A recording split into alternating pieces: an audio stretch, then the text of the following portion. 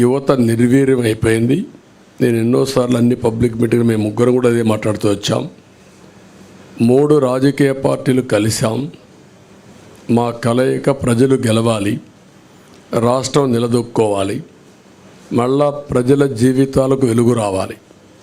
దీని మీదనే 3 పార్టీలు కూడా ఒక మాటలో చెప్పాలంటే ఒక నేషనల్ పార్టీ, అధికారంలో ఉండే పార్టీ, ఇటీవల ప్రజల్లోకి ఎక్కువ తిరిగిన జనసేన, 40 సంవత్సరాలుగా ఉండే తెలుగుదేశం పార్టీ అందరం కూడా అడ్జస్ట్మెంట్ చేసుకుని ఈ రాష్ట్రాన్ని కాపాడుకోవాలి, మళ్ళీ తెలుగు జాతికి పూర్వ వైభవం రావాలనే ఏకైక ఆకాంక్షతో మేమందరం కలిసి ముందుకు వచ్చాం.